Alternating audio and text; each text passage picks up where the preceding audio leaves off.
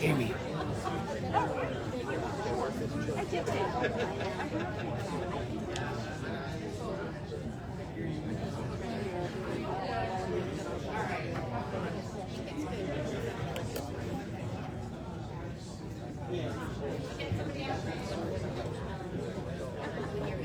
You ready for another night of fun? Yeah.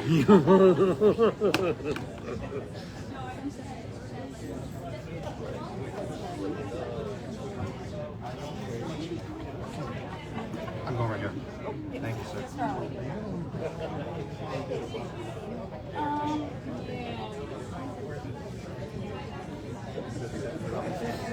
Thank you. And if you want, I can still add you. Yeah, I'm happy for you because now you have another or not. Well, I was going to talk about the one that's coming up is about passion. Okay. You know what she normally does, where she tells you everything that's coming up to come. Hey, can you do me this? Can you take a picture? With yours too? Sure.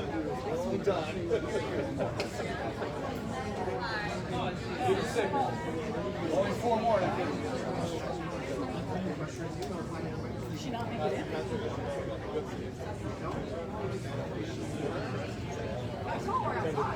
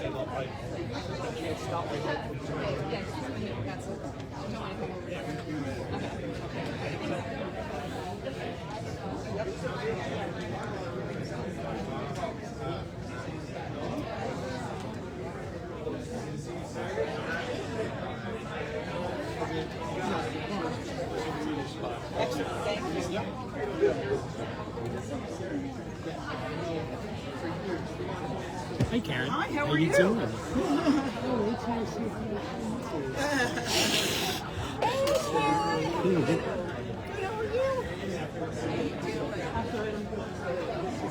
I'm confused. Do you know how many? Where's this in? I'm just looking for the agenda. No, those you got to take this one.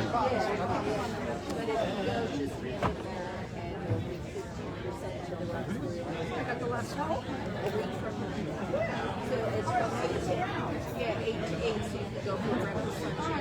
Oh, I'm sorry. Oh, don't worry about it. You're fine.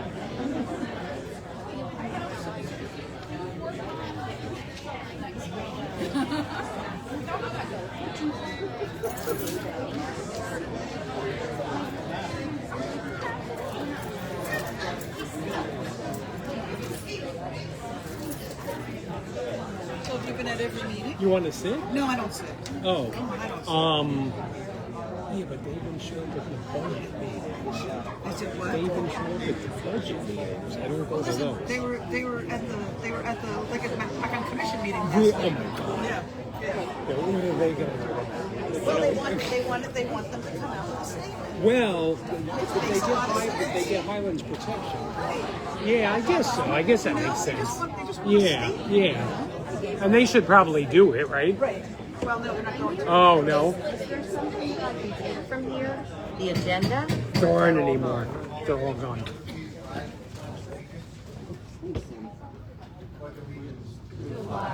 the United States of America and to the republic for which it stands, one nation, under God, indivisible, with liberty and justice for all.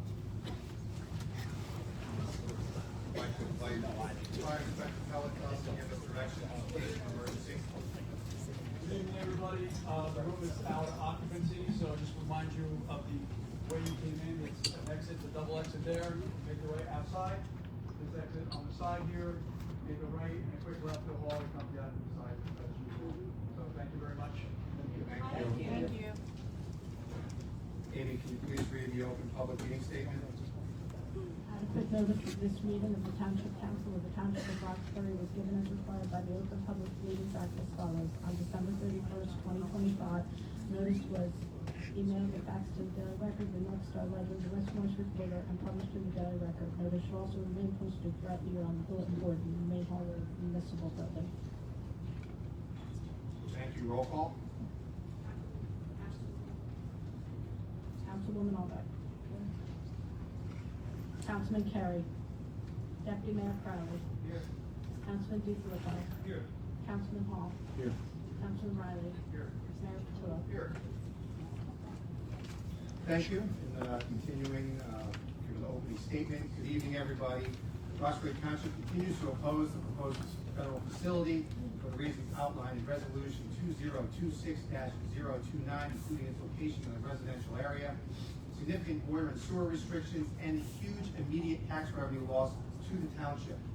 Our township attorney remains in close coordination with the New Jersey State Attorney General's office regarding ongoing legal action.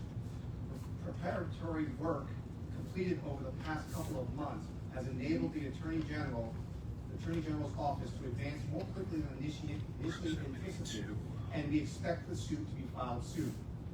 As discussed during last week's meeting at the Muscatatuck Sewer Authority, the Department of Homeland Security has not submitted any application or permit request to that authority. Likewise, as of today, no applications or permit requests have been filed with Roxbury Township. We will continue to maintain open lines of communication, starting with Senator Kim's office in regards to the opposition of this facility. Earlier today, Senator's office arranged a video conference call with Deputy Chief of Staff Tim Kaiser at the United States Department of Homeland Security, along with myself and our township manager. During this discussion, we raised several important questions, including how the federal government intends to address the significant water and sewer limitations associated with this property, and what due diligence, if any, was conducted prior to its purchase. The Senator and Roxbury expressed stern and direct opposition to this facility being located in Roxbury. I will say it again. The top priority of this council remains the protection of our residents, our property, and our resources. We will continue to make this position known at both the state and federal level. This is not the appropriate location for such a facility. Thank you. Moving on, the presentations awarded Cedra. I'd like to ask Councilwoman Albrecht to read our proclamation for the moment. Office of the Mayor, Township of Roxbury, New Jersey, Proclamation of Women's History Month.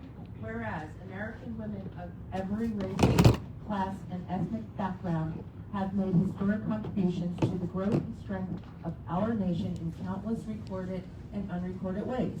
And whereas American women have played and continue to play critical economic, cultural, and social roles in every sphere of life by constituting a significant portion of the labor force working inside and outside of the home, within corporations, the military, federal and local governmental agencies, and educational organizations. And whereas American women have played a unique role throughout history by providing the majority of the volunteer labor force and were particularly important in the establishment of early charitable, philanthropic, and cultural institutions. And whereas American women of every race, class, and ethnic background served as early leaders in the forefront of every major progressive social change movement. And whereas American women have been leaders not only in securing their own rights of suffrage and equal opportunity, but also in the abolitionist movement, the emancipation movement, the industrial labor movement, the civil rights movement, and other movements, especially the peace movement, which create a more fair and just society for all. And whereas the Township of Roxbury has several great women's service groups, including the Roxbury Women's Club, started in 1959, and the Fairmont chapter of the Daughters of the American Revolution, founded in 1973. And whereas the Township of Roxbury is proud to honor the stories, history, and contributions of women in our community and throughout our state and our nation, and proud to put forth the goal of gender equality, equity, and to work to ensure representation and opportunity for all its women and girls. Now therefore, be it resolved that I, Mayor Sean Cotillo, do recognize and hereby proclaim March 2026 as Women's History Month in the Township of Roxbury, County of Morris, and State of New Jersey, dated March 10th, 2026.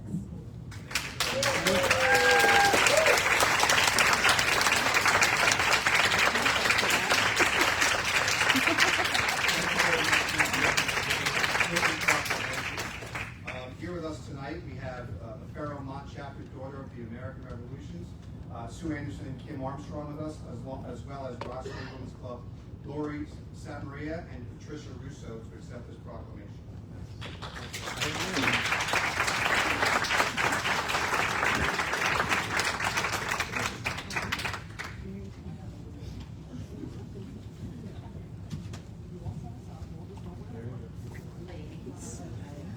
Ladies and friends.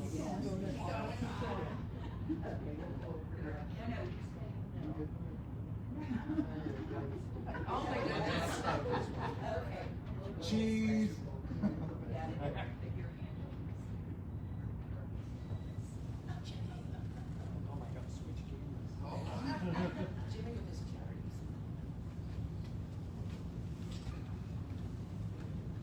Would anyone like to say anything?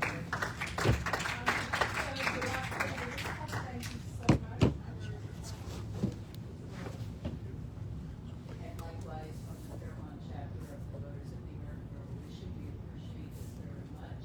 And talking about women in history, and since we're celebrating the 250th anniversary of our independence, we have a program, the Fairmont chapter has a program coming up on April 11th. Catherine Green, and I don't know if you're familiar, but her husband was Nathaniel Green, an officer under General George Washington, and the impersonator is going to give you an eyewitness of the Revolution from her viewpoint as a woman during the Revolutionary War. So I think it should be very interesting and encouraging for this. So please, if you can come, it is 10:30 on Saturday, April 11th at the Roxbury Arts Alliance Theater, where the senior citizen building is at 72 Wheelan Avenue, Bushwick, right, Second Sun. So thank you. Thank you.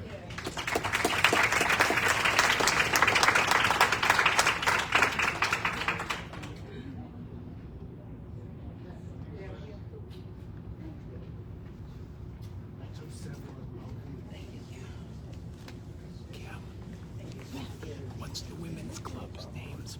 I have no idea. Oh, all right. You should be good. You should be good. Oh wait, I'm giving you the wrong phone. Maybe you can check with Amy, right? Amy because they emailed us asking us this earlier today. So Okay. they actually have it. You don't want to stay for this? Thank you so much. You don't want to stay for this? I want to stay for a little bit. Yeah, wait till you see it. Moving on to item 5, approval of minutes for February 17th, 2026. Motion? Any discussion? Roll call? Councilwoman Alder. Deputy Mayor Crowley. Councilman DeFilippo. Councilman Hall. Yes. Councilman Riley. Mayor Patillo. Yes. This brings us to our first public portion. I'd like to ask that we reserve this public portion specifically for township business. Is there anyone in the audience that has any township business they'd like to come up and have comment on? All right, seeing none, I'll close this public. Moving on to reports, council liaison, representative, council committees, and new and old business. I have one quick thing. You may recall back in the fall, I informed council that the Lake Opakon Commission had some extra grant money available, and they reached out to us for a project in the Lake Opakon watershed. We suggested a native planting landscaping design at the corner of Mount Arlington Boulevard and Rogers Drive in Landing. It's right next to the Shore Hills Country Club across the street from the beach. That funding has been approved by the National Fish and Wildlife Foundation, who provided that grant funding. So they will be moving forward with the design and implementation of that, which will be a great beautification project, as well as rain garden and help protect the lake in that area. So very excited to see that come to land. That's all I have for today. Deputy Mayor Crowell. Thank you, Mayor. Just one thing, we did have last week an open space meeting, and the recreation trail master plan should be ready sometime in the end of March.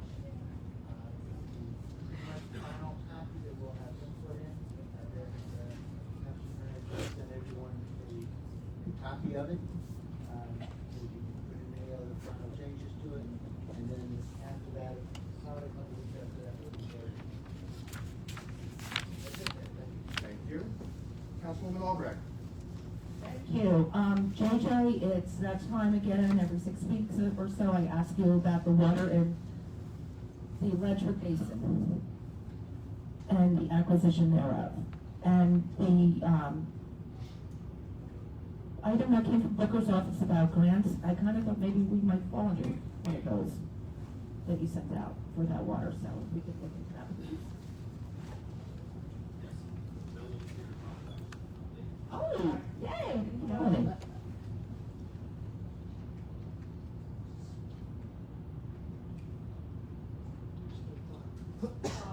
So I did speak to the DEP about the status of the project. They are willing to attend an upcoming council meeting, but they would do it remotely. So we would have to figure out how to add them as a attendee.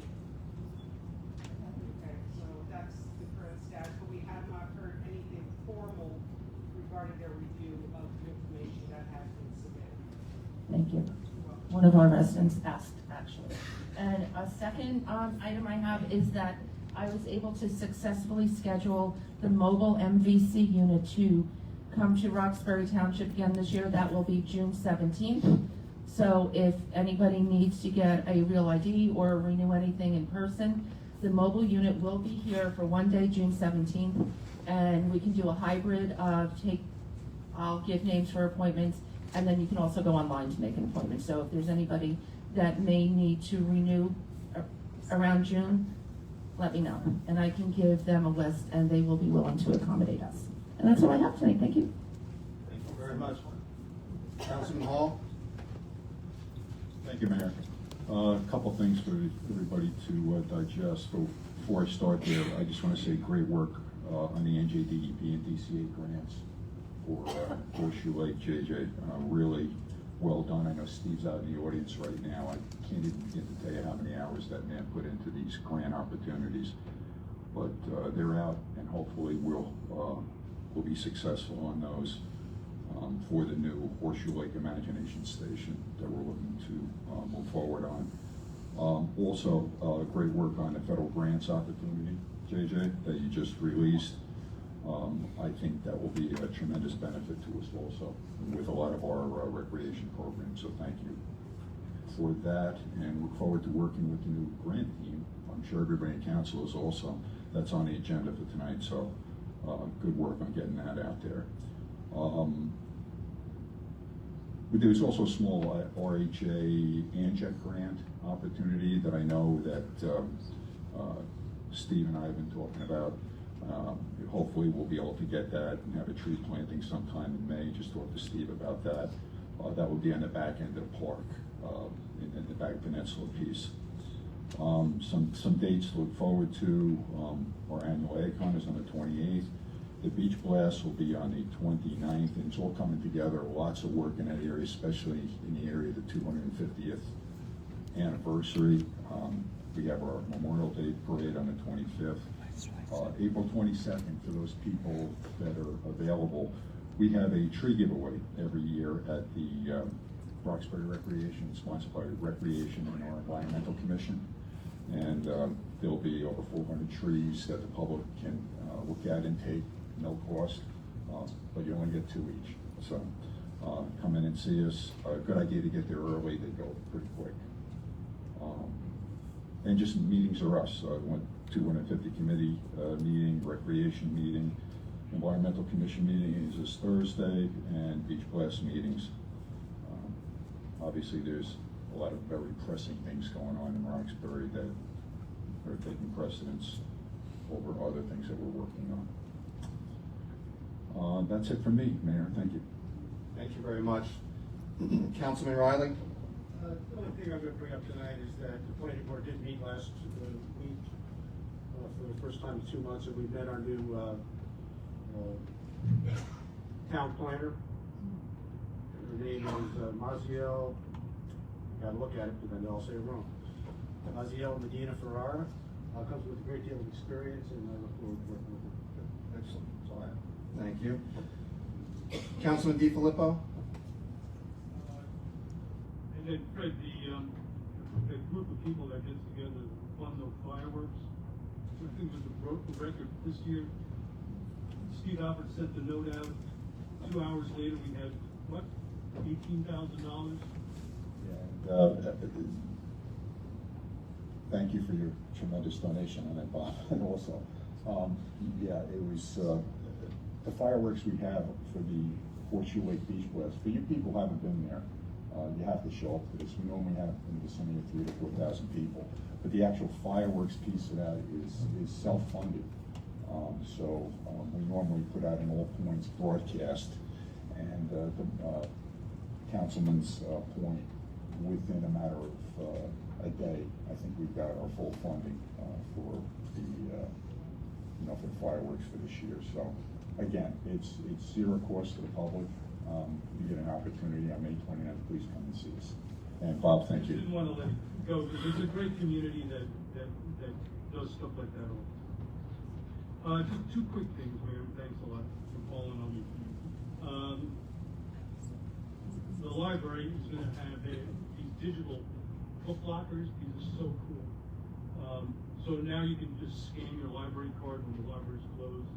You can get pretty much all your library services now from the kiosk. So there's going to be a ribbon cutting ceremony. Mayor, you've been invited to help us cut the ribbon for that. I love it. Yeah, on March 21st on Saturday. And it's just another service, 24-hour now service the library provides to the community. And they get lots of kudos for doing all of that. There was a not so minor blackout in town yesterday, right? So wanted to commend the police, because chaos is us. And so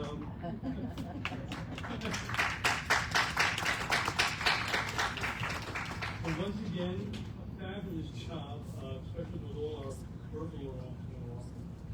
And there was some beaches, so we must have a lot of fun. But any idea what happened? Why so many utilities went out all at the same time? Not sure. Just gremlins in the works. We try to find out. I can answer that. I don't have all the details, but they were switching services that required them to shut down power to Rockaway, Wharton, Mine Hill, Roxbury, Randolph. Yeah. They were just switching over power, which was required to shut down. All right, thank you. I don't think they anticipated it to shut down, but that's what they were doing. Thank you. Madam Clerk? Nothing, Mayor. Mr. Bucco? Okay. Mr. Murphy? Yes, part of the Open Space Committee, it was brought to our attention that there's some repairs needed to the historic building we own, and they're gonna put in for a grant, and they're requesting up to $20,000 of matching open space money to apply for a $100,000 grant. So that'll be brought forward in the budget process. So I just want to bring it to your attention. It's part of the open space committee request. Thank you. Thank you very much, everyone. Brings us to item 9, introduction of proposed ordinance 05-26, capital ordinance of the Township of Roxbury in the County of Morris, New Jersey, authorizing funds for the replacement of a police vehicle, appropriating therefore the sum of $51,800 and providing that such sum so appropriated from the Township's capital reserve accounts. This has a too fast. This has a second reading on March 24th. Can I have a motion? I make a motion. Thank you. Any discussion on this? What's the replacement of this vehicle? This was a vehicle that was totaled in an accident. So we have insurance proceeds and other funding. So this is a pure replacement, not in addition to. Yes, sir. Thank you. Roll call. Second reading is March 24th. Councilwoman Albrecht. Yes. Deputy Mayor Crowley. Yes. Councilman DeFilippo. Yes. Councilman Hall. Yes. Councilman Riley. Yes. Mayor Patillo. Yes. Item 10, hearing and adoption of ordinances on second reading. 03-26, an ordinance to vacate any and all public rights in and to the right-of-way, the portion thereof known as 1st, 2nd, 3rd, 4th, 5th, 6th, 7th, 8th, 9th, 10th, 11th, and Gates Avenue, Bennett Street, and Zelda Place, as well as Mitchell and Riggs Avenue in the Township of Roxbury, County of Morris, in the state of New Jersey. May I have a motion to open the public? Second. All right. Would anybody in the public wish to be heard on? Oh, all in favor? Thank you. Anybody in the public wish to be heard on this ordinance and this ordinance alone? Second. All in favor? I'll move for adoption. Any further discussion? I'll second. Any further discussion? Roll call. Councilwoman Albrecht. Yes. Deputy Mayor Crowley. Yes. Councilman DeFilippo. Councilman Hall. Yes. Councilman Riley. Mayor Patillo. Yes. Also on second reading, 04-26, an ordinance amending chapter 9 of the code of the Township of Roxbury concerning vacant and foreclosed property registration. Have a motion to open the public. All in favor? Second. Getting ahead of myself. Does anybody in the public wish to be heard on this ordinance and this ordinance alone? All in favor? Thank you. Have a second? I'll second that. All right. And any further discussion? Roll call. Councilwoman Albrecht. Deputy Mayor Crowley. Yes. Councilman DeFilippo. Yes. Councilman Hall. Yes. Councilman Riley. Mayor Patillo. Yes. Introduction and adoption of resolutions. 026 gives 061 to include 026-062 through 026-069. Thank you. On second. Any discussion? Councilman Riley? 126, 062, and 064, certification of funds for not coming out of account, which is the 2026 budget reference. So we're committing every 2026 budget to these line items. We are.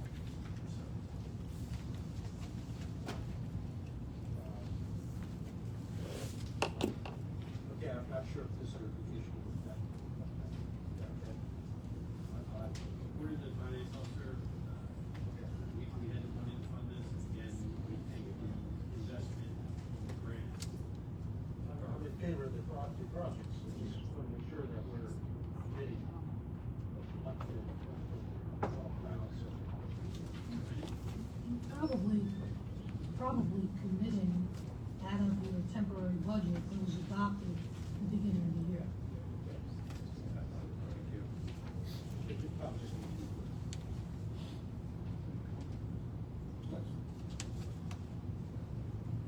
you satisfied? Yeah. Any other discussion?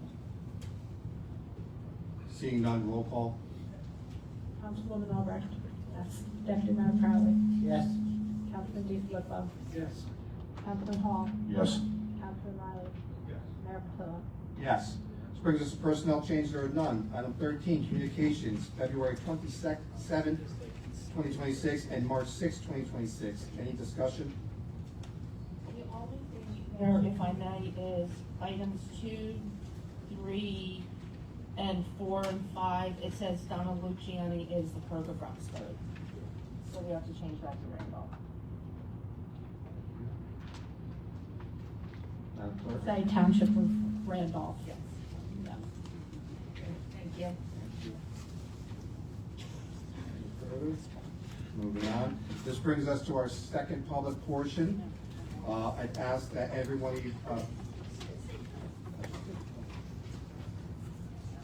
anybody that wishes to come up, please stick to the 3-minute rule, and I ask that everyone comes up once per this session.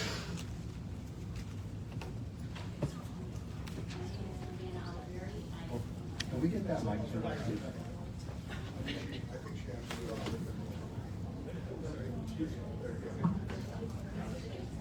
My name is Savannah Oliveri. I'm from Landing. I'm here again tonight to demand transparency and removal of our town attorney, Senator Anthony Bucco. Reviewing today's ledger, transparency regarding Bucco's billable time as town attorney is a requirement, not a suggestion. By this time last year, the council had already processed attorney invoices from December 24 and January 25, yet today's ledger only shows payments through November 2025. Where are the invoices for December 25 and January 26? When will the public see these accounted for, and when is the February 26 invoice expected? I am formally requesting that this council publicize and itemize every billable hour provided by Senator Bucco and his firm from December 25 onward. This should remain on the town's website until we are satisfied that Senator Bucco has exhausted all measures to prevent the Roxbury Ice Detention Center. The Roxbury taxpayers foot the bill for Senator Bucco's time, and we have the right to see what he is billing for and what he is not billing for and when. The Washington Post leaked a January 6, 2026 email from DHS to state legislators providing talking points and telling them to celebrate incoming local ICE facilities designed to detain the most vulnerable. Are the people of Roxbury truly expected to believe that the Republican leader of the New Jersey State Senate didn't receive the same communication from DHS? Give me a break. Has this council asked Senator Bucco if he received these federal talking points? Did Senator Bucco give this council a pep talk regarding the Roxbury Ice Detention Center? Kevin Sorter, the mayor of Surprise, Arizona, a city like Roxbury, has been targeted for an ICE detention center. On February 11, 2026, Mr. Sorter sent an official letter to DHS. He didn't wait for permission. His town attorney didn't advise him not to send it. You demanded answers from DHS on zoning compliances, infrastructure impacts, and public safety. He put DHS on notice that Surprise, Arizona would not go down without a fight. Mayor Patillo, I have one more question for you. Did you send a letter to anyone at DHS protecting Roxbury, or did your do-nothing, double-dipping state senator / town attorney advise you to lay down, roll over, and play dead while this council let DHS steamroll our town? This is pathetic. We are Jersey. Pennsylvania towns are out hustling us using basic water and sewer rigs to actually block ice. They tried and they won. We didn't even try. Our town attorney advised us not to try. Several real and valid suggestions have been made by people in this room, by concerned citizens, and all have been ignored. Instead, the vocal pro-ICE council members sitting here today are rolling out the red carpet at the ICE detention center. Are you guys even doing anything, or are you just helping them unpack and carry these boxes? Thank you.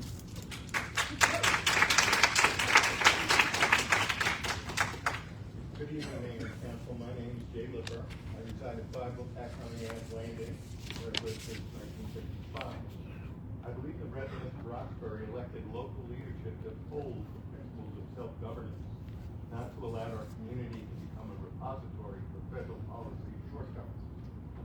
I expect the same level of diligence you apply to the Hercules site to be applied even more complete rigorously into the proposed ICE facility, given the significant concerns it raises, including the potential for misconduct by federal agents in our community. I have two questions.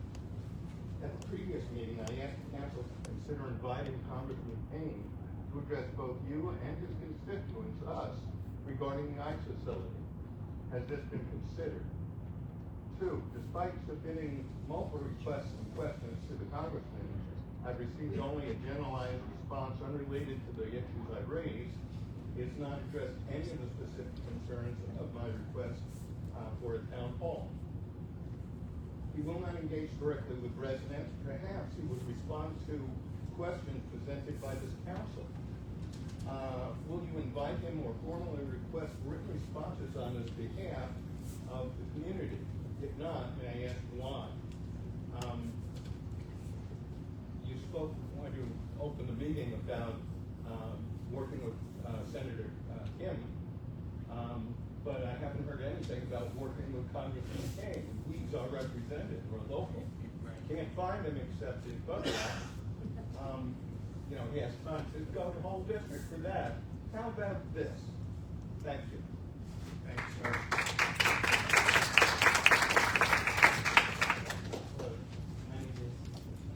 my name is Patrick Gallagher.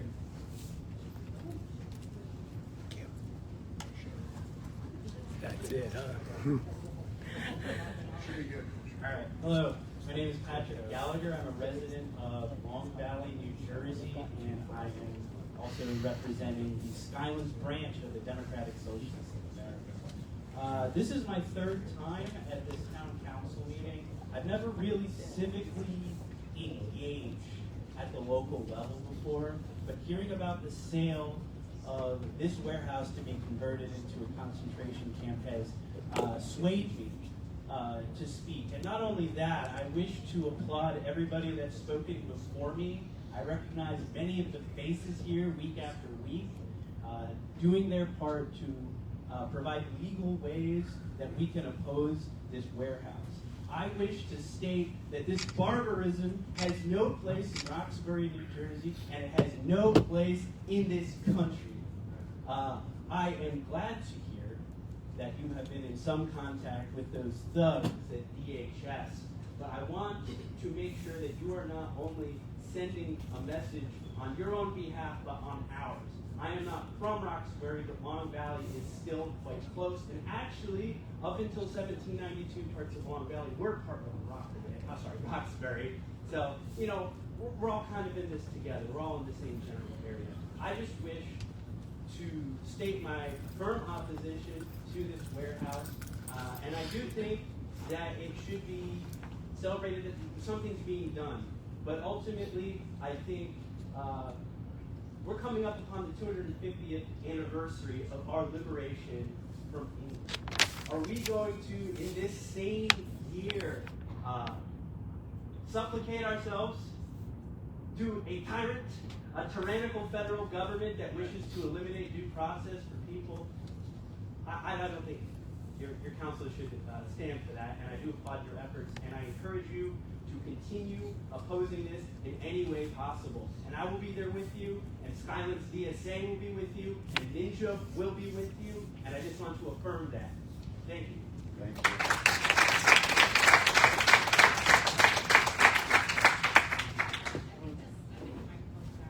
Is it working? Can you hear me? No. Do you want me to just mix it? You go up there. This would happen the second I'm over here.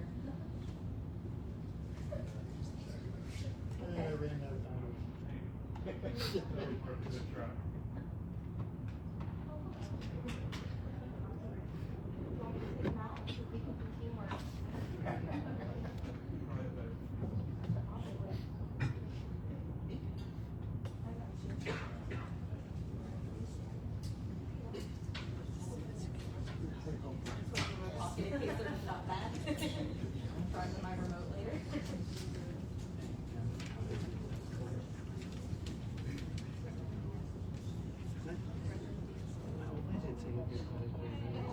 Working? Working? Yeah? No? Can you hear me? Okay. Good evening. My name is Sierra Winters. Thank you for the opportunity to speak to you tonight. Can you hear me? Your address? Oh, I will tell you that I live in Landing on Mount Arlington Boulevard, but I will not give you my full address because I have children that I'm going to mention and I don't feel safe to do so. Thank you very much. My name is Sierra Winters. I'm a lifelong Roxbury resident. I grew up here. I proudly wore the name Roxbury on my chest as a cheerleader here for my entire high school career. And I'm raising two very wonderful, very beautiful Roxbury children. The proclamation read earlier tonight by Councilwoman Albrecht was beautiful. Thank you. In the spirit of speaking about powerful women, my mother's with me here tonight, who raised me here in Roxbury. And she was deeply involved in this community. She taught me to be proud to be from here. She led my brownie troop and my CCD classes. She was the president of my cheerleading club.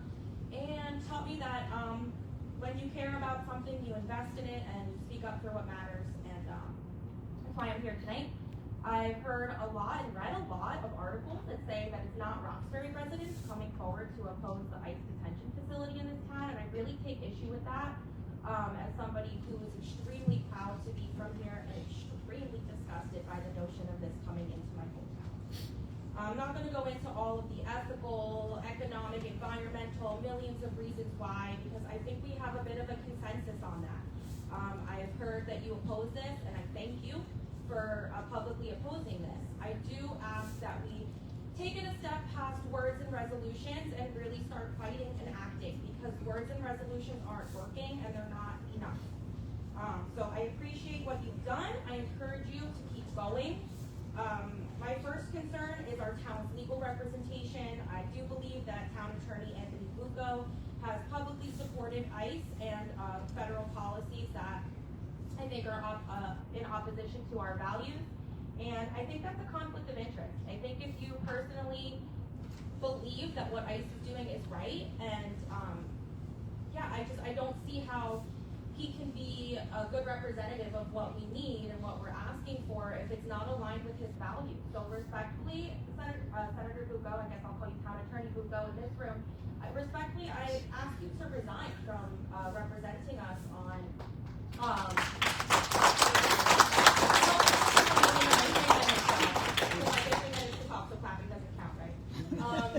so I respectfully ask you to resign, and if you will not resign, I respectfully ask that the town council at least obtain legal counsel separately and independently of Senator Bucco for this issue. And he can handle other things, but not this. It's a conflict of interest and it's not going to work. So that's what I'm asking for. I also ask that we do try moratoriums. I know we've heard that they don't work. Delaying works. Delaying gives us time to come up with better ideas and better solutions. So delay, delay, delay. Thank you. I know I'm running out of time. Thank you, Ms. Vincent. Okay.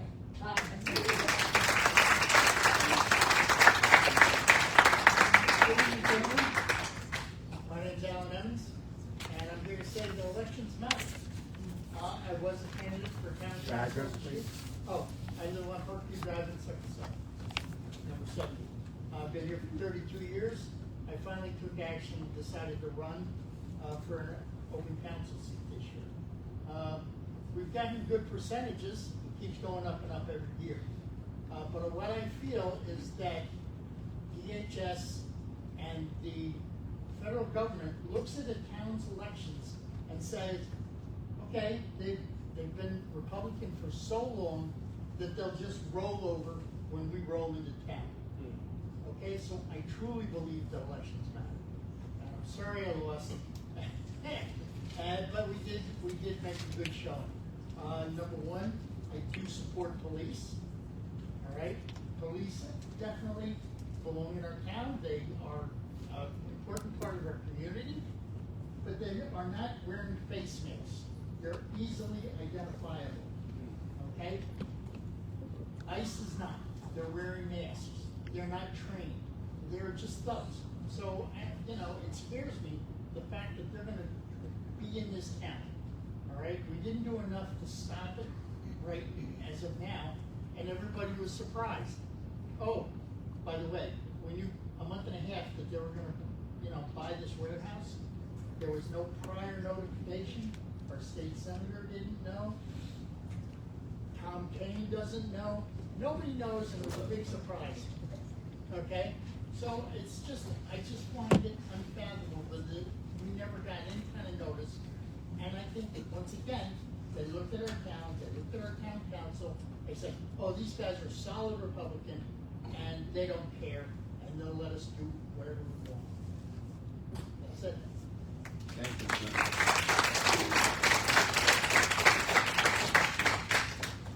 Hello, my name is Rosie, and I live in Fort Myers.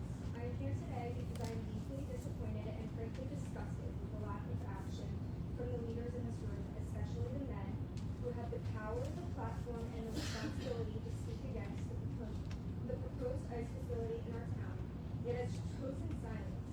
This facility is not just another building project. Immigration and customs enforcement detention centers across the country have been widely criticized by media, people in the town, and our country. They have been also criticized for overcrowding, lack of adequate Medicare, and inhumane, adequate living spaces. And human rights organizations have commented saying that these facilities are absolutely ludicrous. The moral consequences for participating in a system that many Americans, including me, believe violates basic human rights. Yet instead of standing up for the values of compassion, accountability, and transparency, too many of you have remained quiet while this plan moves forward. Leadership means doing the right thing even when it is uncomfortable or politically inconvenient. The men sitting on this council were elected to represent the values of the community, not to passively allow controversial federal instructions to be placed in our town without serious public debate or resistance. Many residents have spoken out advocating and have raised concerns, but where have the strong voices from the council been? I am asking you today to stop hiding behind this table. Start showing moral leadership. Ask the hard questions. Demand transparency about the arguments being made. Consider the human beings who will be held in this facility and the messages that will send to other communities. In the Pledge of Allegiance, we say liberty and justice for all. So why doesn't Roxbury stand by that? Doing nothing is still a choice, and right now it's the wrong one. Thank you.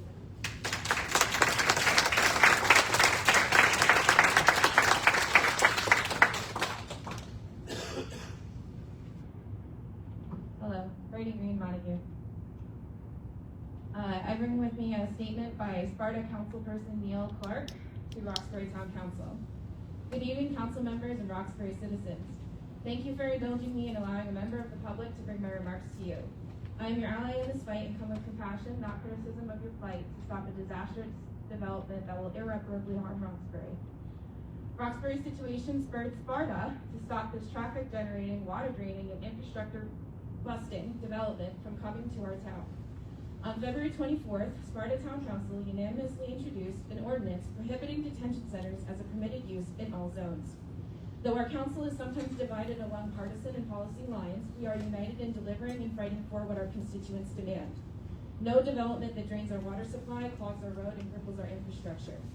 As Roxbury's town engineers projected, the detention center will have water flows between 62,500 and 187,500 gallons per day, 5 to 16 times greater than the wastewater flow previously agreed to by the township and the original developer. A detention center of 407,000 square feet facility generates 2.91 to 7.27 traffic trips per 1,000 square feet, or between 1,300 to 3,400 trips a day. It's precisely because of these infrastructure and traffic demands that Sparta decided to pass the ordinance barring detention centers, and our planning board found our ordinance consistent with our master plan. Roxbury has made great strides in achieving, as explained in its 2017 re-examination report, its 2005 master plan goals, among which were increased open space, environmentally sensitive areas, and natural areas to promote and maintain the overall quality of residents throughout the township, and to control commercial development and its impacts. The goals and objectives are meaningless unless we summon the courage and the will to achieve them through proactive measures like an ordinance barring detention centers. I understand the reluctance of Roxbury Town Council to fight the federal government. However, the federal government's power to circumvent local zoning laws is not absolute. As the Supreme Court said in Pike v. Bryce Church, 397 U.S. 137 at 142, 1970, if an ordinance regulates even-handedly to effectuate a legitimate local public interest and its effects on interstate commerce are only incidental, it will be upheld unless the burden imposed on such commerce is clearly excessive in relation to the punitive local benefits. And as stated by the American Bar Association in its document, Federal Preemption of State and Local Law, zoning ordinances aimed at congestion and environmental impacts stand a good chance of satisfying the legitimate local public interest. Finally, presidents and their priorities come and go, and what's to come of the Roxbury Detention Center once a new president with different priorities is elected? The private prison industry would jump at the chance to take over after DHS leaves. According to the Brennan Center, there's been a 1,600% increase in private prison populations from 1990 to 2005. Private prison operators, Core Civic and Geo Group, are showing unprecedented revenue growth in the second quarter of 2025. It's the federal government today, but it could be a private prison developer tomorrow. So it's best to take proactive measures now. Thank you. Thank you for your time.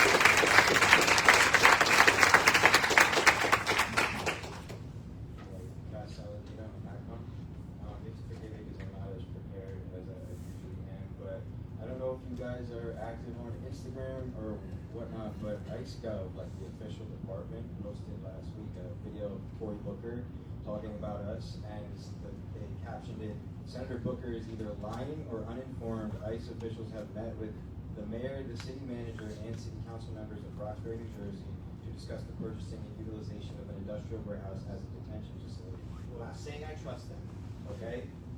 But we want to trust you. So that's why we want to know, are they lying when they say that? That's a lie. Okay, it's a blatant lie, okay? Every conversation that we've had has been stated. Yeah, that's okay. And also I wanted to ask, because Dalvin had said that they didn't receive a tax abatement. Again, I don't trust them. I don't know. But I'm curious, is that something that's written in an email where we could see it or request it? Or was that a vocal communication? I personally sat on multiple calls with that office. Calls, okay. Negotiations. Nothing written down. Okay. As far as Buco goes, you know, I want you to resign. I have no idea. I don't think it's funny. I don't think it's funny. I have a major concern for the fact that the sponsor of the Lake and Riley Act is our last defense to essentially, he's essentially working for the enemy, if I'm going to be honest. Like, I know that he is. The senator is working for us. Okay, so he also sponsors bills to fine educational institutions for accepting undocumented people. He so badly doesn't want them to get an education, he's willing to fine our public institutions and take away from us. It's sick. Like, he's telling us who he is. He's not going to do his best. He's not going to get the job done that you say you want done. You know, he's voting against police things, saying like, you know, the bill is saying that police don't have to work for the feds. He voted against it. We care about the cops more than he does. And he told us that a couple weeks ago. Okay, I'm still talking. Let him finish! So, That's an outright lie. what is? What you just said. You voted against the AG directive, right? You voted against the AG directive, right? All right. Mr. Bucco. Mr. Salvi. Okay, no, I'm sorry, I was only responding. Focus, guys, focus general directions to the council. I was only responding because you got it, okay. So you know how I feel about him, I mean, you know how we all feel about him. But, okay, so 10 people have already died in DHS just this year. It was the beginning of March. So we're on scale to do more people are gonna die than last year if we continue at this rate. It's, so, a toothache. A Haitian man died of a toothache. And he said, I mean, it's preventable. It shouldn't be happening. What happens when they abduct all the undocumented people and life doesn't get any better and crime doesn't go down? And who's next? I don't know. They're already going after queer people pretty hard, specifically black queer people, trans people. Shit, I'm trans. That's my family. Like, they caught Trump on a hot mic saying, "Oh, homegrown's next." What does that even mean?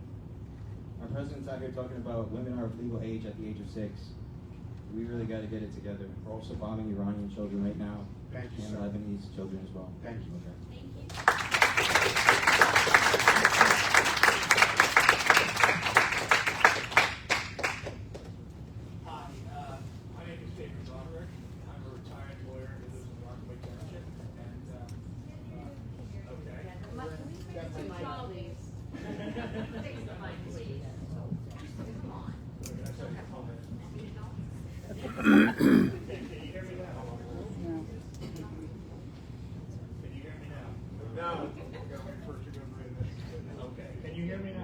Yeah, okay. Before I give my prepared remarks, I just wanted to remark that it was wonderful that you gave awards to two women here who were members of the Daughters of the American Revolution, and I understand that that means their family was actually dated back and was here in America during the Revolution. I'm curious, how many people, including the town council in this room, have a family that dates back to the American Revolution? Address me, sir, please. Okay. Well, I can't see if there's any hands behind me, but the fact is, I think that makes the rest of us immigrants. And I think we're all immigrants, and we're all children of immigrants. And we should all keep that in mind when we're considering this. So, during my legal career, I taught courses at Seton Hall Law School, which includes legal ethics, for over 25 years. The township has now posted a letter dated February 26th from the Ethics Council in the Office of Legislative Services, Mr. Luca. The letter confirms something that was already known and that none of the members of the public have disputed. There's no legal barrier to a member of the New Jersey legislature simultaneously serving as a municipal attorney. But this is the case of the wrong question being asked at the wrong time. Mr. Luca, in his capacity as a practicing attorney, is subject to the rules of professional conduct adopted by the New Jersey Supreme Court. Under Rule 1.7a, a lawyer shall not represent a client if the representation involves a concurrent conflict of interest. A concurrent conflict of interest exists if there's a significant risk that the representation of a client will be materially limited by a personal interest of the lawyer. And while a private client can consent to be represented by a lawyer in such a conflict, the rule specifically says a public entity cannot consent to any such representation. It's obvious from the many vociferous comments received from members of the public that Mr. Luca's position as Republican leader of the state Senate, his demonstrated record of sponsoring bills such as the Lincoln Riley Act, which advances ICE's agenda, and his voting in lockstep with President Trump's agenda with respect to ICE, that at the very least, there was an appearance of a conflict between Mr. Luca's legal duties to the township with respect to efforts to resist the establishment of an ICE detention facility in the township, and his personal political duties, positions, and ambition. If Mr. Luca was serious about seeking guidance in the face of this current conflict, he would have sought an advisory opinion from the New Jersey Advisory Committee on Professional Ethics, which is a nonpartisan panel composed of practicing attorneys appointed by the Supreme Court. The Office of Legislative Services has no authority or jurisdiction over matters governing. Thank you, Mr. Riley. Mr. Luca knows this. Sir. Thank you, sir. 3 minutes is up, thank you.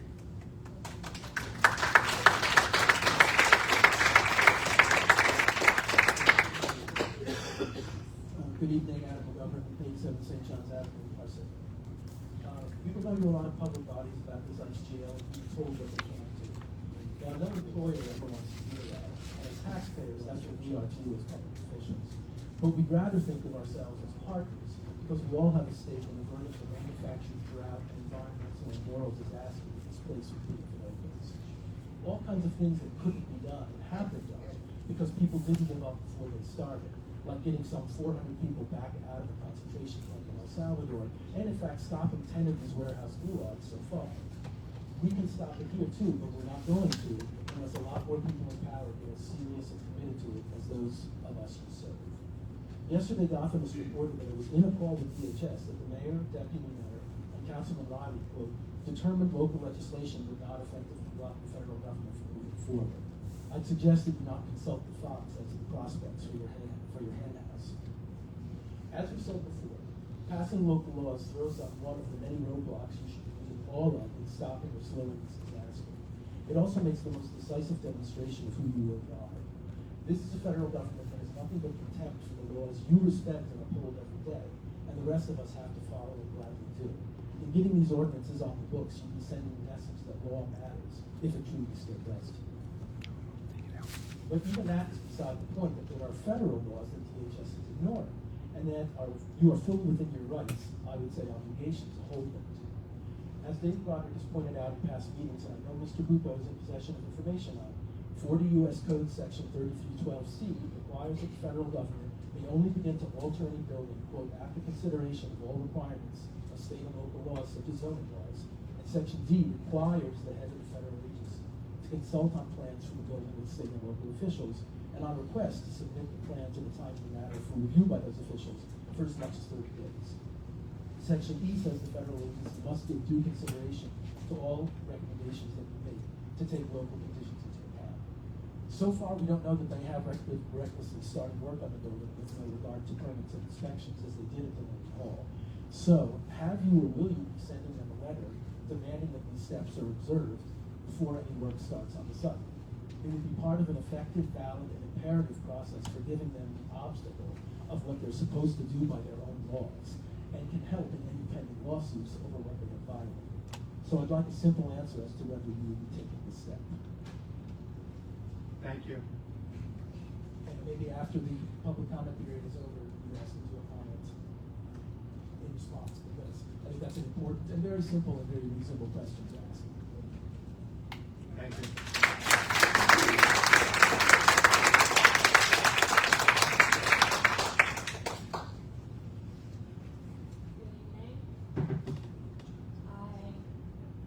I have spoke here a few times. Name and address for the record, please. My name is Zoe. I live in Stanhope. Last name, Zoe? Best.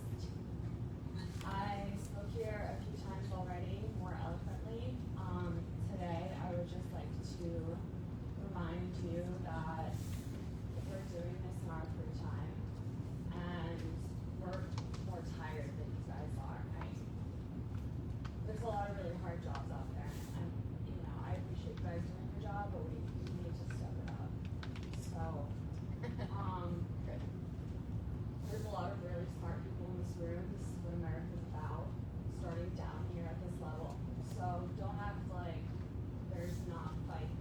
All right, that's where I'm at, and I think we're all tired of this, but obviously that's nothing compared to what can happen. So here we are. Thank you.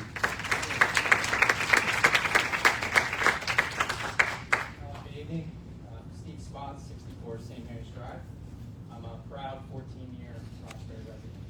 I'd first like to start with thanking Chief Holland and the men and women of the Roxbury Police Department for everything that they do each and every day for us. We are fortunate as residents to have some of the best, if not the best, law enforcement around. So thank you very much. Now, unlike my fellow Roxbury residents that have spoken, I'm not originally from New Jersey. I was born and raised in Central PA, Mr. Murphy, go Flyers, out near Hershey, and there is a reason why I bring this up. Now, while I will always have a connection with the town I grew up in, and the pride that goes along with remembering where you come from, I can genuinely say that I feel more connected to this town and this community. This town truly has become my home. This is where my wife and I, we started a family, and we have built connections with so many wonderful people along the way. To which I would like to address the comments that were made 2 weeks ago. It was stated that those in this room are not representative of Roxbury, which I find that to be a very interesting statement. I can tell you that from my experiences, those in the community that we know and we speak with, they are against the inhumane storage of human beings in a warehouse. And that's whether in a building in Roxbury or any town. And I also proudly serve in both communities that I've lived in. I've dedicated over half of my life, 20 years this year, helping others. And the reason I bring this up, and the reason I chose to speak tonight, was I wanted to help my fellow community members, especially those who will be affected by this facility the most, in yet another way. And this time using my voice, a Roxbury voice. Like other Roxbury voices that sit in this room, that do matter. That all of our voices in this community and our neighboring communities who show up each and every meeting that speak up against this, they matter as well.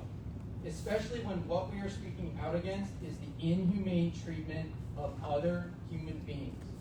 Warehouses are not meant to store, warehouses are meant to store products and goods, not people. Again, not in Roxbury, not anywhere. Now, I do want to clarify, I fully support following the law.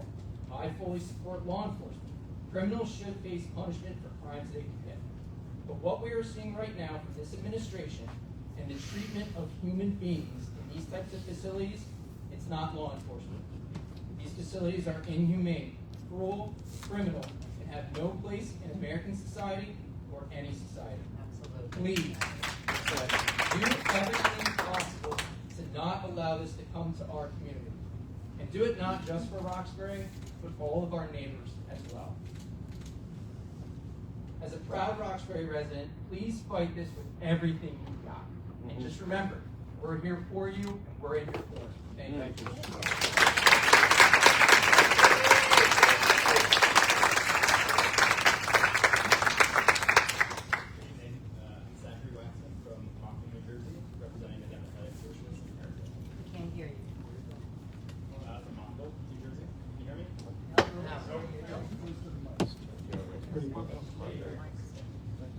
Tonight I want to talk to this council in terms that I hope to resonate with you. Well, I'm glad to hear you're preparing a lawsuit on equal aggregate grounds. I think you're still rationalizing the general presence of the police facility because it will uphold the concept of law and order. But I'm important. If you really care about law and order, if you hold dear the constitutional rights our founding fathers fought for, then you should look more closely at what ICE is doing. ICE isn't upholding law and order. They're spitting in the face of law and order. They're detaining U.S. citizens. These aren't isolated instances, for days, without due process, pawning off their phones, and sometimes deporting them against valid judges' orders. Law-abiding immigrants, trying to follow the process as we laid out for them, are being punished, detained at the courthouse. Disabled refugees are dropped off miles from their homes in the cold and left to die. And what else should we expect? Their superiors have told them explicitly to violate the Constitution.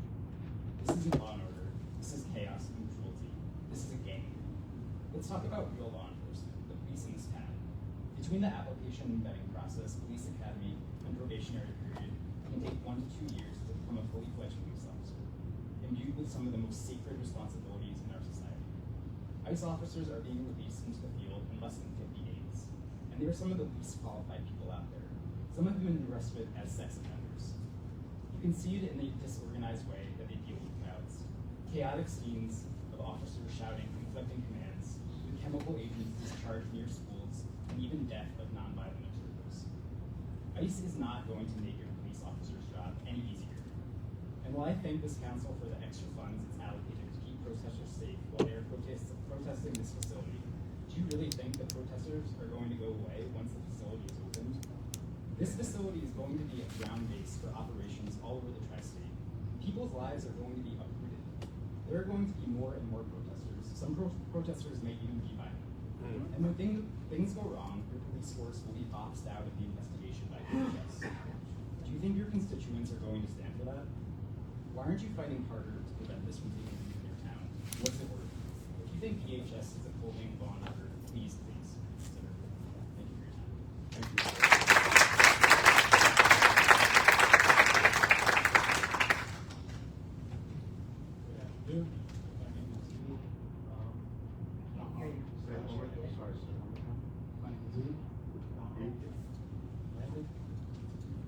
I like numbers because numbers are absolute and numbers are high. And I ran the numbers on this Roxbury ICE Detention Center. The math is simply not math.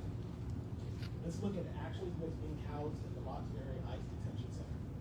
We're told it's for public safety, but the math proves otherwise. 2026 reports show that there are approximately 600,000 undocumented residents of New Jersey. This accounts for 6.2% of New Jersey's population. Of the 6.2%, the data breaks down to 3 groups based on national statistics. Group 1, the worst of the worst. Only about 30,000 people, roughly 5%, have any conviction of a violent or dangerous crime. Based on New Jersey's 9.7 million people, that's only 0.31% of all New Jersey residents that meets the criteria for undocumented worst of the worst. Group 2, the paperwork offenders. Roughly 108,000, or 18%, have non-violent records, often consisting of nothing more than traffic citations, shoplifting, or illegal entry, a civil offense. These are parents and workers whose crimes are a product of the broken system, not a broken character. Group 3, the blameless. This is the vast majority, 77%, 462,000. These are our neighbors, our students, our children, who have 0 criminal convictions. They have committed no crimes other than just to exist. Of the blameless, approximately 250,000 are children, and 75,000 are over the age of 65 with no access to medical care or Social Security. A recently Washington Post article exposed DHS email listing fraud and swindling as the worst of the worst offense justifying ICE detention. This creates a staggering irony in my opinion. For if a fraud and swindling is a benchmark for national security threat, the Trump who has convicted of vast civil fraud in 2024 and whose own charitable foundation was dissolved for illegal swindling shouldn't he be the first person to be detained? This isn't about catching dangerous criminals.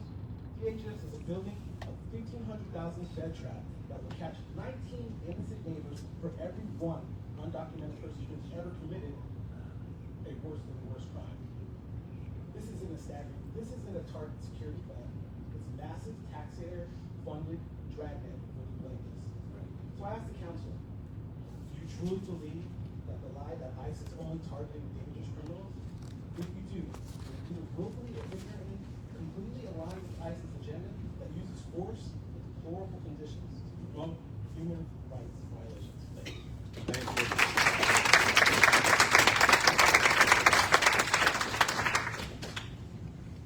Hi, Nicole Morley, Redwood Way in Roxbury. I've moved here with my husband in 2007, so we're here almost 20 years. That's almost half my life. We moved here because it was a good school system, affordable, a lovely place. I was just at Russian Lake riding bikes with my daughter. I dropped her off home and came here. So I'm using my own family time to come and speak because my son in middle school asked me what will happen if ICE agents show up at his school. We don't know who is illegal. We don't ask those questions. I'm not involved in everybody's business in that way. I know that the people that we surround ourselves with are safe. We've always felt safe here. The police have made us feel safe in this town. I've taught my children that they should respect police officers. They should feel safe to go to a police officer. But recently there was a DHS agent that discharged his weapon and near a school during school hours, before school started, while people are heading to work and school. I don't know what to tell my kids, especially the older one who can see what's happening. I don't know what to tell him that he goes to school and has to do shelter-in-place drills, but there are DHS agents roaming around our community with weapons, and that they try to get into the school. That's right. He was a child that had nightmares because of the security drills that he had to go through when he was smaller. And now there may be these people, vigilante, running around our town. That's not the way it has been with our police. We didn't move here for this, and I don't want to see our town turn into this. I want my children to be able to ride their bikes freely, not just my children, other people's children, everybody that's here. And I feel that my age group has been a little underrepresented through all this. I've come to several meetings, and when I haven't come, I've listened to the live stream. And so I felt it's very important as almost 20-year member of this community to just voice this. My politics aside, I may not vote the same way that you all vote, but I think we all feel the same about our community and about our children, and that they should feel safe, they should be allowed to feel safe, and roam about and hang out with their friends and not be scared or have to worry about these men and women storming into their school. I am a nurse. I like to read, ride bikes, and I love sports. I don't like politics. I don't like chaos. This has been a very long year for me personally with everything that's been going on and the anxiety that has started thinking that this is going to be so close to home is on the daily sickening.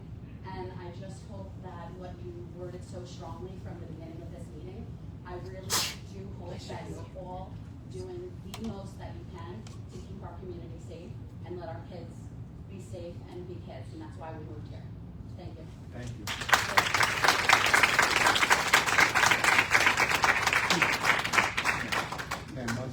please. 1 second.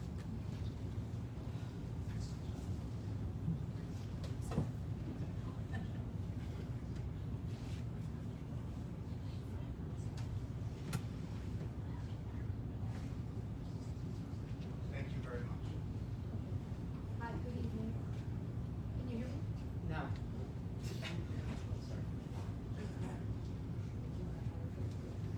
Can you hear me now? Is that better? You just have to get a little closer to it. Hi, good evening. My name is Cynthia Galeota, and I'm from South Orange, a longtime resident there. I am reading tonight a brief news article that was published in Kansas City, Missouri on February 17th. After learning that ICE planned to take over a vacant warehouse within its city limits, the Kansas City Council in January swiftly approved a 5-year ban, a moratorium on non-municipal detention facilities. Kansas City Council member Andrea Grau, who is also a private development attorney, said the move was both political and legal. The city wanted to send a clear signal opposing ICE facilities, but it also wants to exert its local authority over planning and zoning. She acknowledged the legal hurdles posed by the supremacy clause, but said there was enough ambiguity over the city's ability to regulate land use that it may take the issue to the courts. Some would say building codes and zoning regulations do not apply to the federal government. She said, that's something I think we would probably in this situation be willing to fight until we had clear guidance on that. Following weeks of pressure, the Kansas City firm that owns the 920,000 square foot warehouse announced Thursday it was no longer actively engaged with the U.S. government or any other prospective purchaser. Jackson County, which includes portions of Kansas City, was also considering a similar ban, and also across the state line, Kansas City, Kansas was considering a similar 2-year moratorium.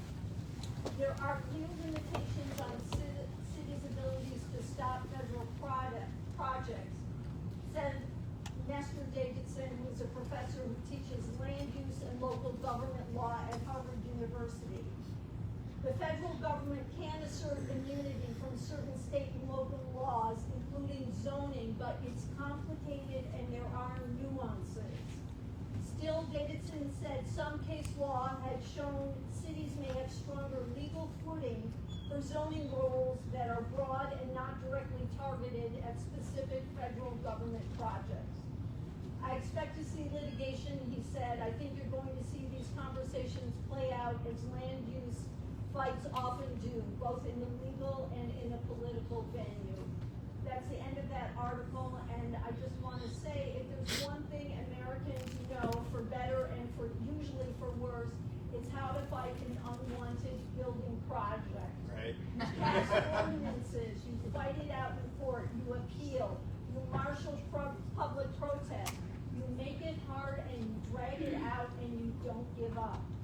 We show up here week after week because we are determined to stop this detention center. We are not giving up. I ask you to redouble your efforts. Look for those nuances to chip away at federal immunity. And please fight harder, not only for Roxbury and the surrounding towns, but for our state and our country. In closing, I thank everyone who has testified and shared their thoughts, ideas, and emotions over the past several weeks. I respectfully ask each of you to honestly share likewise as to how you feel this process is going, and the end of this meeting would be a great place to start. Thank you very much.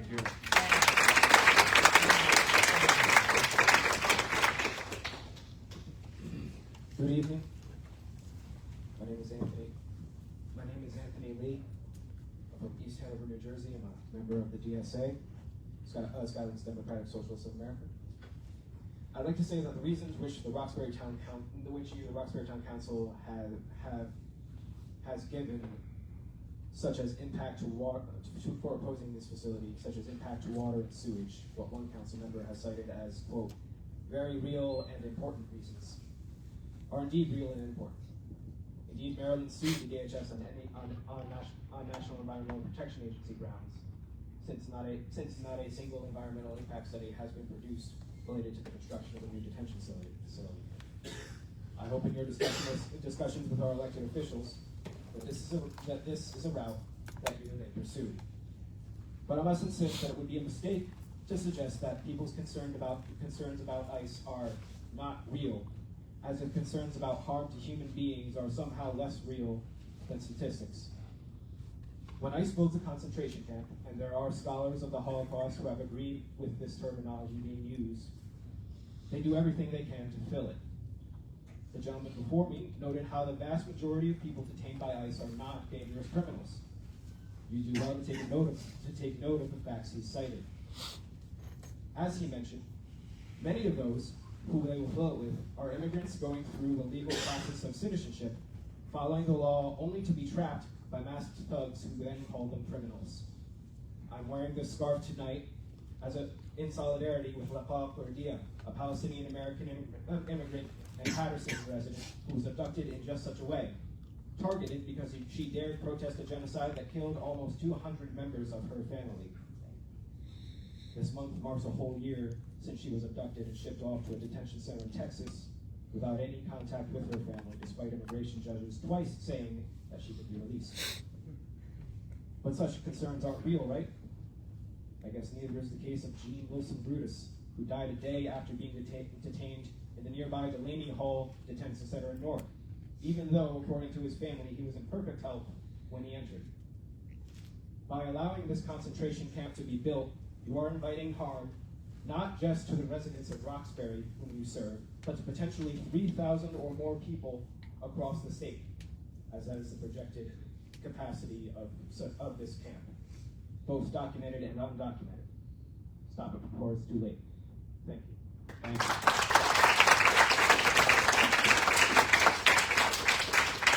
Hello, my name is Emily Verona. I'm from Bud Lake. I lived in this area my whole life. As a child, I wanted to live in Ledwood because of the bookstore.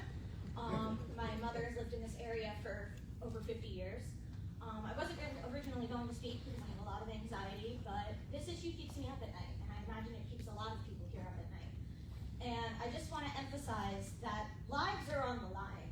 ICE has proven itself to be irresponsible with human life, and people are going to get hurt, and people are going to die in these facilities. And I just think of them and their families, and I think of this community and how proud this community is of, all the things that it does. And 100 years, if this facility goes through, 100 years from now, people aren't going to talk about the lakes or the fireworks. They're going to talk about how Roxbury was a place where people came to die. Thank you.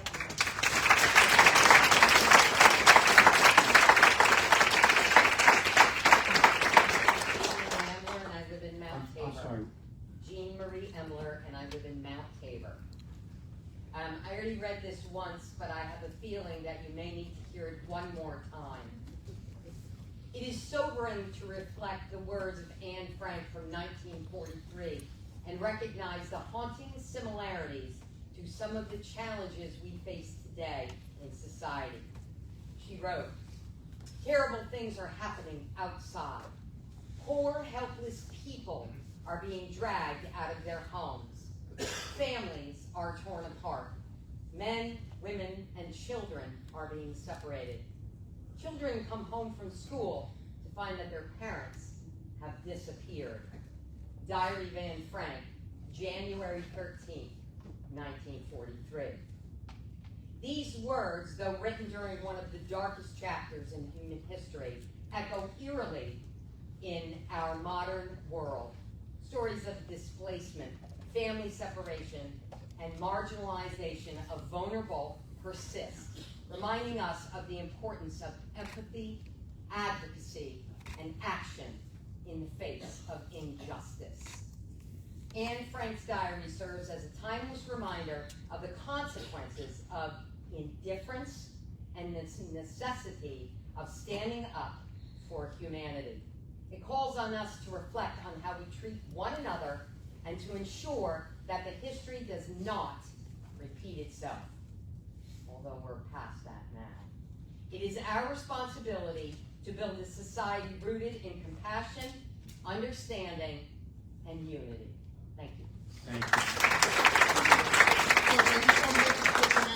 Everybody that is standing are the last speakers that we allow today, and finishing right here, because she's not standing in line for the whole time, but I just don't want anybody to get up and be upset if I come over and tell you that, okay? I just want to make sure. Thank you, we're Chief. aware. Thank you, Chief. Thanks, Chief. My name is Sierra Wilson. I'm from Bud Lake. I'm going to share a few quotes from you, for you today. These are each quotes from ICE detention centers.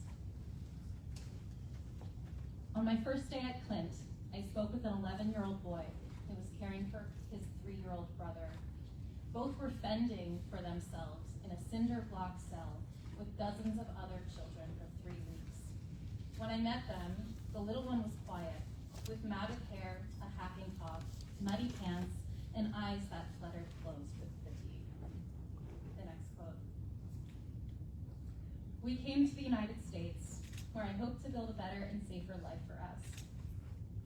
Instead, I watched my baby girl die slowly and painfully just a few months before her 2nd birthday. And the last quote. When the guards ignore our basic needs, I try to tell them, I know we are immigrants, but that does not make us less human. I feel so overwhelmed and traumatized by the whole situation of being here. Being here feels like torture. I feel like this experience is finishing me, emotionally and physically. I don't feel like I can survive another month at this place. As I said, each of these quotes are from ICE jails, but if you change the word immigrant to the word Jewish, or if you change the term ICE agent to Nazi guard, you'd be reading a history book and you'd be appalled. So do better. And because I have some more time here, I'd like to ask the mayor, why is your boys club more important than the residents of Roxbury? Thank you.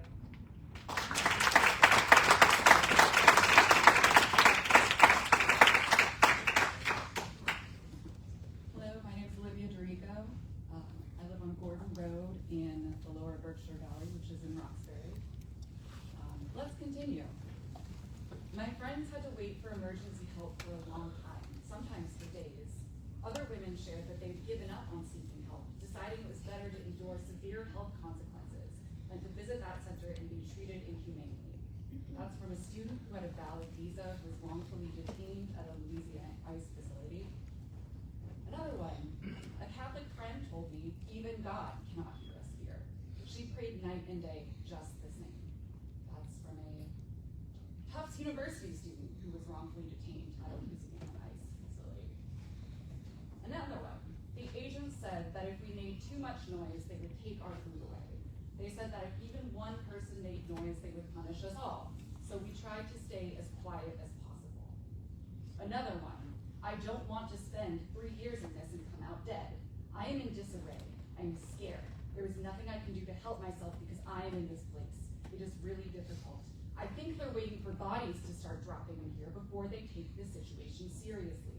And I'm trying not to be that person. I feel terrified. I am looking for signs and I feel paranoid about everyone and everything. I am scared of guards touching me. Another one, I'm very afraid to be here. I'm afraid of dying here without my family. All I can do is pray. I have been praying for my wife and children all the time. Another one, I have seen 2 people in my pod pass out. When people pass out, they are carried out of the pod on a stretcher and they do not come back. Another one, it was obvious that he was starving, the food was not enough, and he definitely had no proper medical attention for his health issues. Another one, there were no beds in the cell and we were not provided any real blankets. They only gave us an aluminum sheet. I had to try and sleep standing. I gave my place on the concrete floor to another man who was hurt. I did not sleep all night because I was standing. I was one of 15 people standing that night. Another one. The only food we received was a packet of crackers and an orange, which we were given once daily. I was extremely hungry and exhausted the entire time I was detained. Another one. The conditions in the border control custody were truly inhumane and degrading. It felt like we were prisoners of war. Another one. You're locked up in a box. You don't even get sunlight. You're begging for sunlight.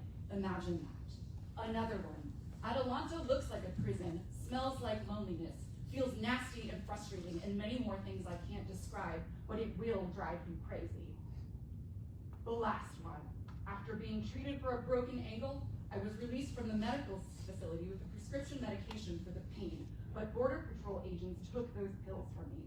While I was in detention, I yelled from the pain and begged for the pills, but the agents refused to give them to me. Only once in my entire time in detention was I allowed to take my prescription. I felt like I was going to die because the pain was so bad. I could not breathe. Thank you.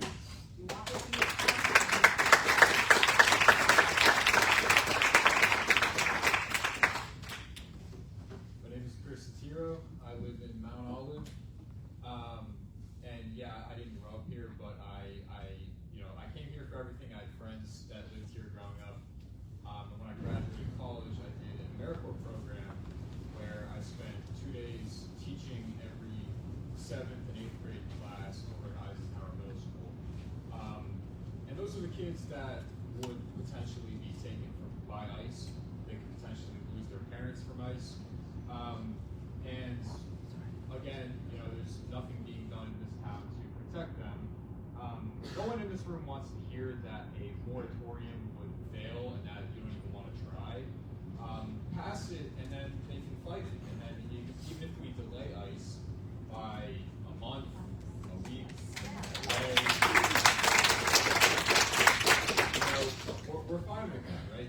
They're purchasing a warehouse for a reason. They're not purchasing a retirement home. They're not purchasing any type of dormitories. They're purchasing a warehouse. I've worked in a warehouse.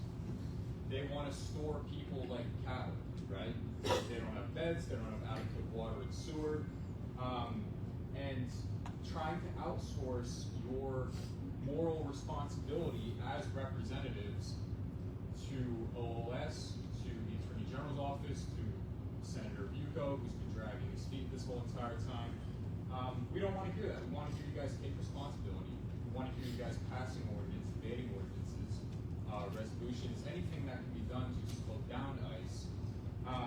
And also, we don't want to hear that the people in this room and their voices don't count, simply because we're not residents of this town. We have connections to this town. And even that the Roxbury residents that are here testifying that their voices somehow do not represent the majority of Roxbury residents and therefore do not count. We're here. This is the civic engagement process. This is the whole point of democracy. And we're trying to be engaged in the decision-making process. And the actions or inaction of this council doesn't just affect the people of Roxbury. It affects everybody in not even just North Jersey, but in New Jersey in general, because it's not just Roxbury residents who would be getting ripped out of their homes or off the streets from their cars and stuffed into a concentration camp. It would be people from my town, neighboring towns, all over New Jersey. So this affects everybody, so everybody should get a voice.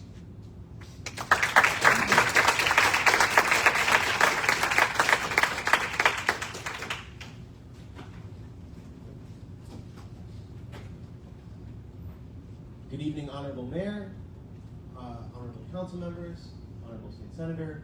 My name is Guy Citron. I'm from Tewksbury Township. Grew up in Morris County, so I feel like I'm coming to you as a neighbor, even if not a direct constituent. Mr. Mayor, do you know why Jimmy Carter sold his peanut farm before becoming president? Have you ever heard this story? Go on. Okay. Jimmy Carter sold his peanut farm before becoming president because he never wanted the peanut market to influence his duty to serve the people. In other words, if he was in the office of president and legislation came his way and it was time to sign, and behind closed doors or whatever's going on, it would make him a fortune at his peanut farm, he would never want that conflict of interests.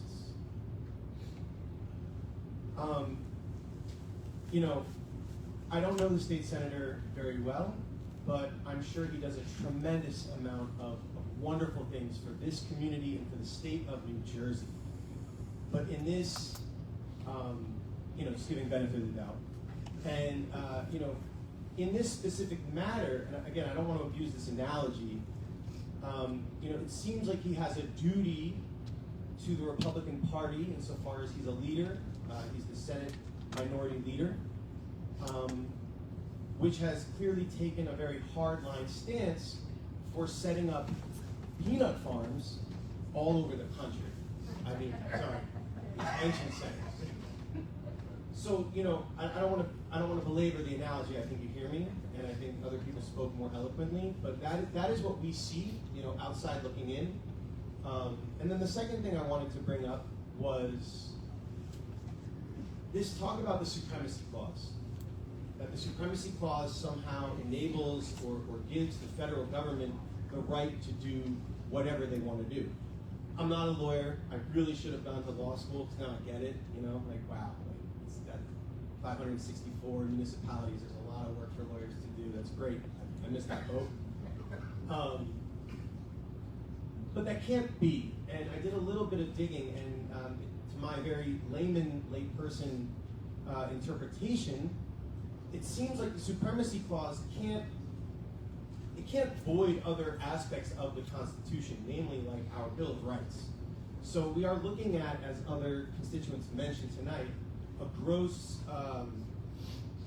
destruction of our Fourth Amendment rights insofar as a lot of the people ending up in these detention facilities are not, in fact, violent criminals. They have only committed the civil offense of missing paperwork or missing a court date or something to this and that and the effect. And now they've been robbed of due process. So the point being, okay, thank you very much.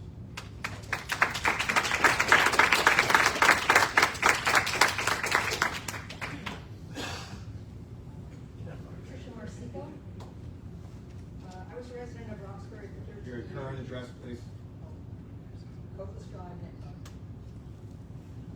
Was resident for 13 years in Roxbury, lived in it for 28 years. Could a good old-fashioned petition with signatures and addresses and real ink help you with this cause if the list were so massive and the stack so thick that it would immediately be interpreted as a potential loss of Republican political support from Morris, Sussex, and Warren counties? Streets would be assigned to people outside of their own neighborhoods if that is more comfortable for them, or perhaps forms with a simple message and address return envelopes can be left indoors for people to sign and return. That could create a very impressive amount of paper as a physical visual representation of the strong disapproval of the detention center in northwestern New Jersey. I'd be happy to help organize this with others who may already have a network regarding this issue established. Would Roxbury Township present such a thing as a part of their official argument against the actual opening of the detention center? Thank you, Mr.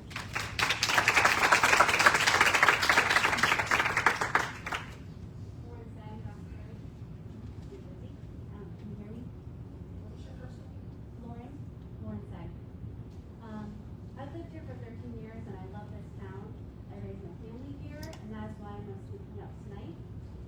One, you guys need to show action. I believe Mr. Rupa needs to be removed as attorney, and we need to get an independent one. Show us and them that you're serious about fighting. They need opposition. Put ego aside and let someone else fight. Two, be present and forward with the media more. They're scared of people sticking up to them. If DHS says something inaccurate about our town, speak out about it and call them out. Just like you did tonight with some of these kids. Congressman Keene Jr. said he wants to work towards a solution for the town to make it more palatable for us, but we don't want that. We don't want anything to ease this process. We want it gone. Why do we need more places to detain and hold people? Millions of them have been deported lawfully and with due process in the spaces that we have around the United States. Ask yourself, why do we need more when it was working before? Doesn't feel like it adds up, right?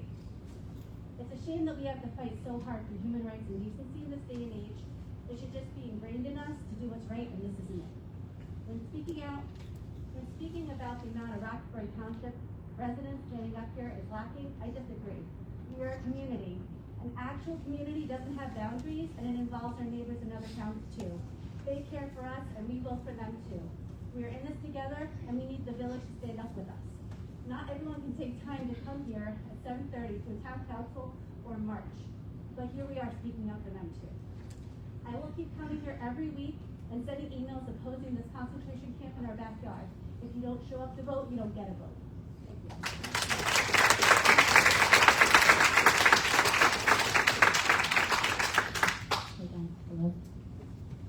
My name is Jenny Garcia. I live in Somerset, New Jersey.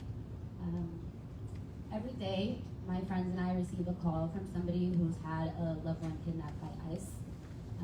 They don't know where they are. They are separated from their families. They are no longer allowed to provide for their families, which is what immigrants come to this country to do. I hope, and I think the apathy of the city council is evident because it is a all-white, majority male city council, that you don't know what it's like to be. Is something funny about people getting kidnapped? No. No, I would like to give you the opportunity to respond. Go on. No, I would like you to respond. What is funny about people being kidnapped from their cars and from Now work? move on. If you'd like to continue. No, that's insane. So the apathy is clear. You know, if it was your personal family who was being ripped from your homes and from your communities and of your lives, you would have a more vested interest to make sure this detention center doesn't open. And if you guys do not take a more aggressive response in order for it to open, we will make sure that we bring family members who will be directly impacted from the detention centers. So you have to speak to them directly and tell them directly why you didn't do more to stop the detention center. I'm sorry, I am disrespected by the fact that you think it's funny. I'm disrespected at the fact that you think that a level of apathy will be able to prevent this detention center from opening. I want to continue this by bringing Gene Wilson Brutus into the space, which is a New Jersey resident who died in Delaney Hall. The way that his family found out that he died in Delaney Hall, they received a call saying that, oh, your cousin is sick inside detention. 10 minutes later, 10 fucking minutes later, they called back and they said, absolutely not. 10 minutes later, ICE called them back and said, your cousin is dead. Imagine that, receiving a call, and then 10 minutes later, ICE tells you that that person is dead. This is the type of things that ICE does. You can't say that you're against the detention center and be against the lack of humanity and the cruelty and the mercilessness that ICE brings into communities. So I'm just saying, if you guys don't take a more aggressive approach, people in the community will make sure you don't forget it, and that we aggressively are pushing you to take an aggressive approach, and that if you don't work harder, then we will bring people here and you will have to tell them eye to eye, I'm sorry I couldn't do more for your family, and you will have to think about that while you're at dinner, before you go to sleep, when you wake up in the morning, that these people were separated from their families because of you. Thank you.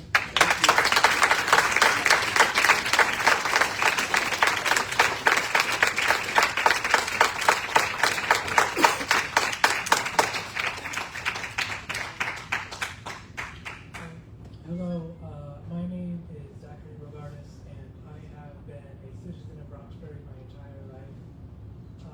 I, like many others, am very concerned about this detention center that the federal government is trying to build in our town.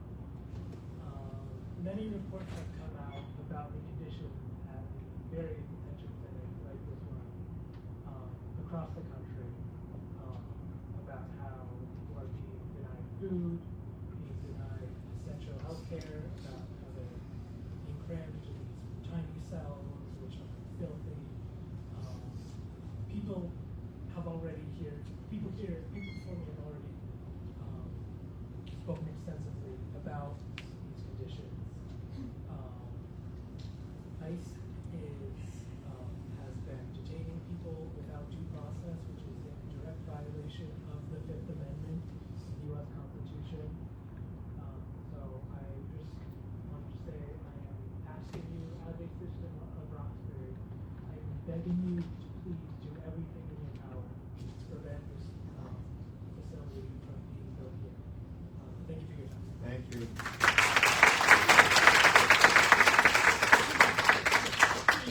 My name is Joanne McHenry. I live at 121 Maryland Boulevard in Landing, New Jersey.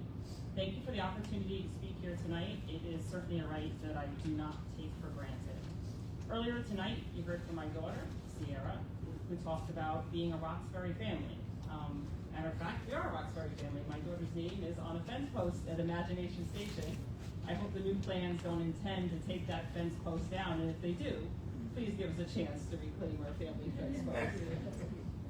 But I'm not here tonight to talk to you about fence posts. I'm here to echo the concerns of my neighbors. The sentiment is pretty clear. We do not want ICE in Roxbury, and we need you to do everything in your power to stop this. Stopping this starts with getting new legal counsel. Counsel that is passionate about stopping ICE, not even. Look, I am the CEO of one of Morris County's largest nonprofits, and I'm a very strategic and very business-minded person. And I know that even the perception of conflict needs to be taken seriously. Mr. Bucco, I've seen you shake your head tonight, and I can tell you're upset. But I ask, do you really need this job here in Roxbury? Do you need to dig in and defend yourself, or can you simply do the ethical thing, the right thing, just as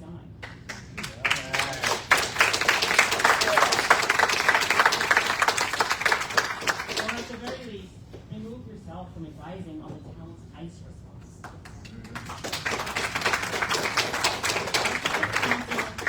Our council, I ask you to uplift the voices of your constituents and take this request seriously.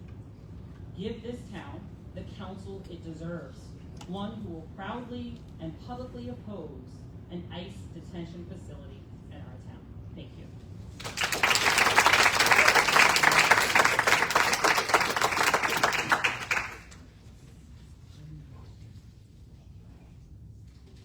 Is there a way to lower this? Yes.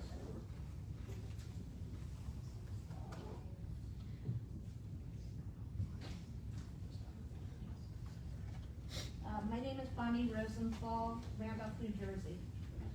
First of all, I need to start with, I'm 52 years old. I live with multiple hidden disabilities or invisible disabilities.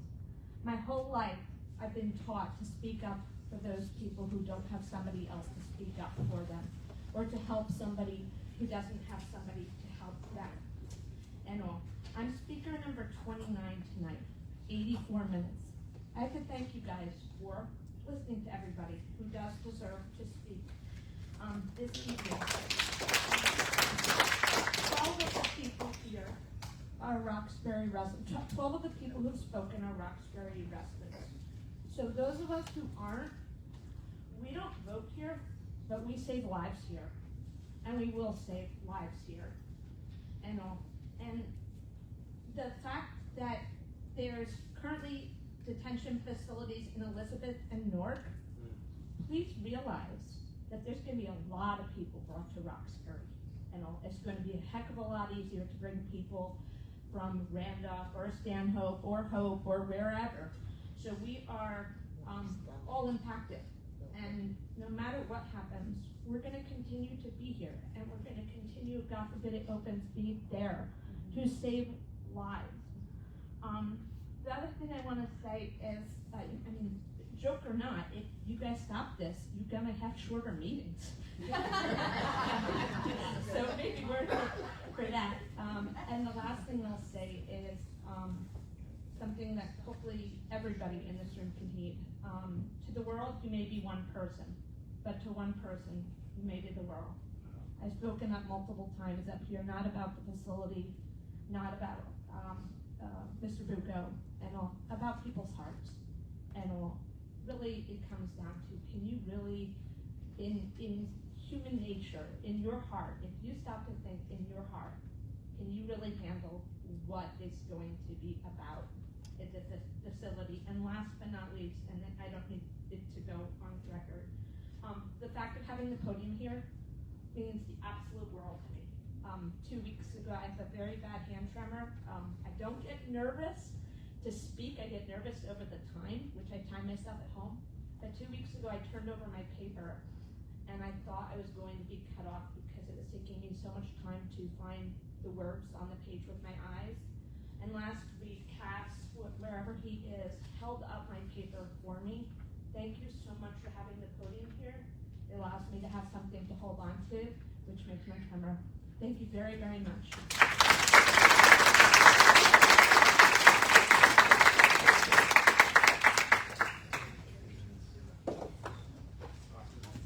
I'm going to close public now, and I thank everybody for coming out tonight.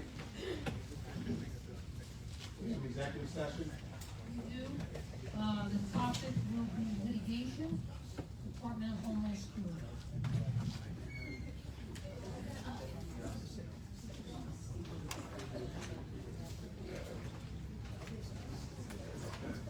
Resolution of the Township Council of the Township of Roxbury in the County of Morris, New Jersey, authorizing conference of the Township Council with the public excluded.